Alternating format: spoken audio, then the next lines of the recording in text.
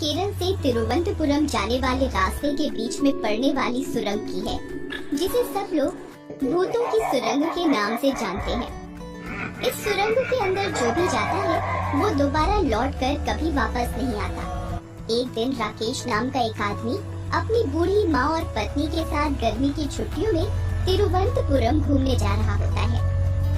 जिंदगी एक सफर है सुहाना, यहाँ कल क्या हो किसने जाना, हो यहाँ कल क्या हो किसने जाना। सब गाने गा रहे होते हैं। तभी राकेश को ऐसा लगता है जैसे उसने अपनी कार के सामने से किसी को भागते हुए देखा, जिसे देखकर राकेश अचानक जोर से कार के ब्रेक मारता है। क्या हुआ? इतनी जोर से ब्रेक क्यों लगाए? मुझे ऐसा लगा जैसे सामने कोई है, मैं एक बार चेक कर लेता हूँ। ऐसा बोलकर राकेश कार से नीचे उतरता है और सुरंग की तरफ जाकर इधर उधर देखता है, पर उसे वहाँ कोई भी दिखाई नहीं देता। जिसके बाद वह कार में जाकर बैठ जाता है और कार को सुरंग के अंदर ले जाता है।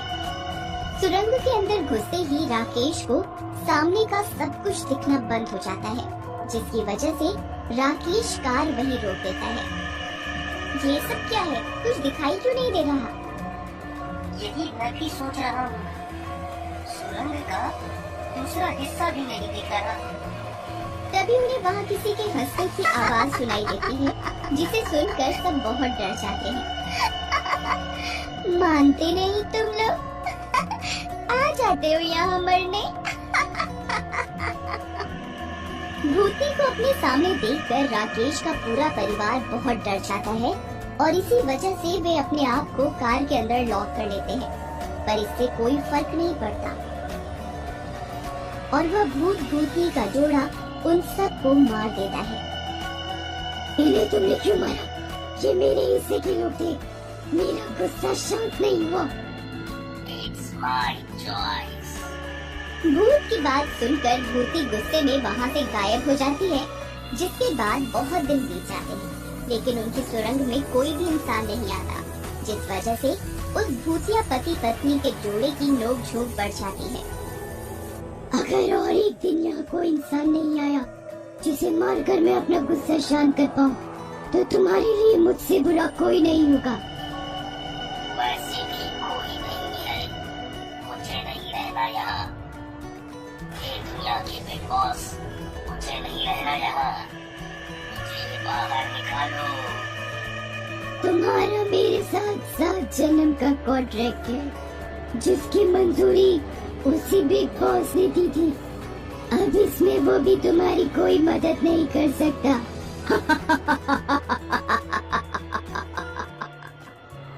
जहाँ एक तरफ भूतिया पति पत्नी के इस जोड़े की लड़ाई और नोक-झोंक चल रही होती है, वहीं दूसरी तरफ इनसे बिल्कुल अलग पति पत्नी का जोड़ा गीता और शेखर, जो एक दूसरे से बहुत प्यार करते हैं, उसी सुरंग की तरफ बढ़ रहे होते हैं। मुझे अभी तक समझ नहीं आया कि प्रेगनेंसी के समय ही तुम्हें ये इंडिया का रोड ट्रिप क्यों करना था। पता है ना ये सब कितना रिस्की है। डर के आगे जीत है, और हमारे बच्चे को ऐसा नहीं लगना चाहिए कि उसके मम्मी पापा अकेले ही रोड ट्रिप कराए। तुम ऐसे लॉजिक कहाँ से लाते हो?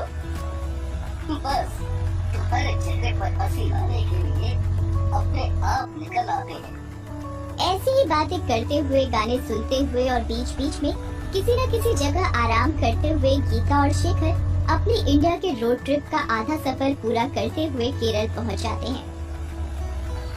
इसके बाद तिरुवनंतपुरम जाना है, जिसके लिए कुछ घंटे बिना रुके ड्राइव करना होगा, इसलिए आज यहीं आराम कर लेते हैं। शेखर की बात मानते हुए वे दोनों एक रात केरल में ही आराम करते हैं और अगली सुबह तिरुवनंतपुरम जाने के लिए अपनी कार लेकर भूतों की सुरंग वाले रास्ते पर निकल जाते हैं। इस वक्त गीता कार ड्राइव कर रही होती है और शेखर उसके साथ बैठकर गाने बदल रहा होता है। सुरंग के पास पहुंचते ही उनकी कार अपने आप रुक जाती है। क्या हुआ? कार क्यों रुकी? मैंने नहीं रोकी, अपने आप रुक गई। रुको, मैं चेक करता हूँ। ऐसा बोलकर जैसे ही शेखर कार से नीचे उतरता है, तभी कार स्टार्ट हो जाती है और अपने अपने आप सुरंग के अंदर की तरफ बढ़ने लगती है। शिखर, ये कार अपने आप चल रही है, हैंड ब्रेक भी काम नहीं कर रहे, मुझे बहुत डर लग रहा है, इसे रोको प्लीज। गीता की बात सुनकर शेखर भी कार के पीछे भागते हुए सुरंग के अंदर पहुंच जाता है। सुरंग के अंदर ऐसा सब कुछ होते हुए देखकर शेखर गीता को कार से नीचे उतरने के लिए मना कर देता है, जिसे देखकर भूतनी उनके सामने आती है। देखो उसे, अपनी पत्नी की कितनी फिक्र करता है। तुम गुस्सा नहीं करो तो मैं भी कर लूंगा उसकी पत्नी की फिक्र। हाँ, उसी की फिक्र तो करोगे, अपनी पत्नी की फिक्र करते हुए तो मौत आती है। बताओ, मेरी तो किस्मत ही खराब है। सोचा नहीं था कि शादी का वो 7 जन्म वाला वादा इतना सच हो जाएगा। तो मैंने भी कहाँ सोचा था कि मरने के बाद भी यही शक्ल देखनी पड़ेगी। यहाँ भी शांति से जीने नहीं देती। भूत और भूती को इस तरह लड़ते हुए देखकर गीता और शेखर असमंजस में पड़ जाते हैं और धीरे धीरे एक दूसरे से बात करने लगते हैं। ये सब क्या हो रहा है? इंसान हो या भूत, पति पत्नी हर जगह एक जैसे ही रहते हैं। यहाँ ऐसी मुसीबत में तुम्हें मजाक करना है।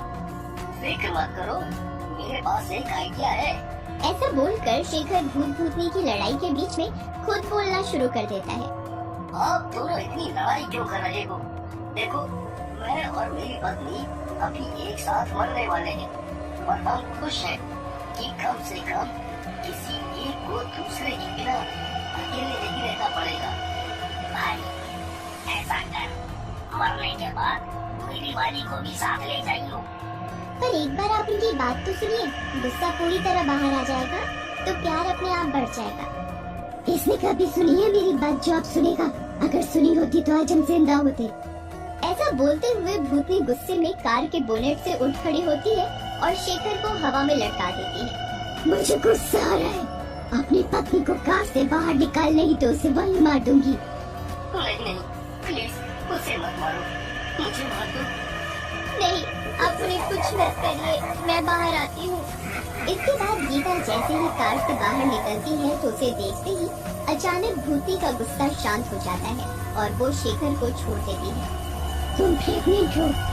आज से कुछ साल पहले हमें पता चला था कि मेरी पत्नी प्रेग्नेंट है। हम बहुत खुश थे, इसलिए एक लॉन्ग ड्राइव पर निकले थे। हमारे बीच ऐसी नोक-झोंक हमेशा से ही होती आई है और उस दिन कार में भी वही हुआ, जिस वजह से मेरी पत्नी ने गुस्से में अपनी सीट बेल्ट खोल दी। जिसके बाद हम दोनों के बीच सीट बेल्ट को लेकर बात विवाद शुरू हुआ। मैं उसे सीट बेल्ट लगाने के लिए बोल रहा था पर वो नहीं मान रही थी, इसलिए मैं खुद ही उसकी बेल्ट लगाने के लिए जैसे ही उसकी तरफ मुड़ा तभी कार इस सुरंग के अंदर आई।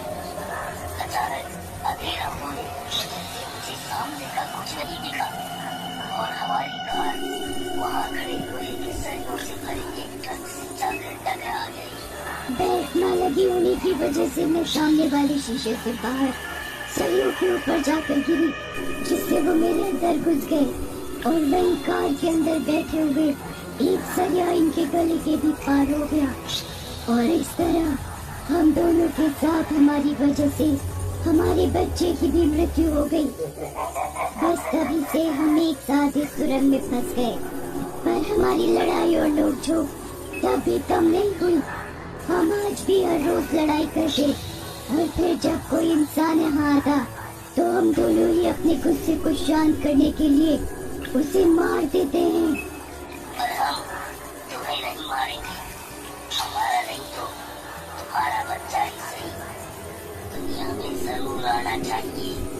इसके बाद वो भूतिया जोड़ा शेखर और गीता को उस सुरंग से बाहर जाने देते हैं, जिसके 1 साल बाद शेखर और सुमन अपने बच्चे के साथ एक बार फिर उस सुरंग पर वापस आते हैं और उस भूतिया पति पत्नी के जोड़े को अपने बच्चे से मिलाते हुए बहुत बातें करते हैं, जिसके बाद उन्हें मुक्ति मिल जाती है और वो सुरंग भूतिया गतिविधि से मुक्त हो जाती है। Like a Hellcat.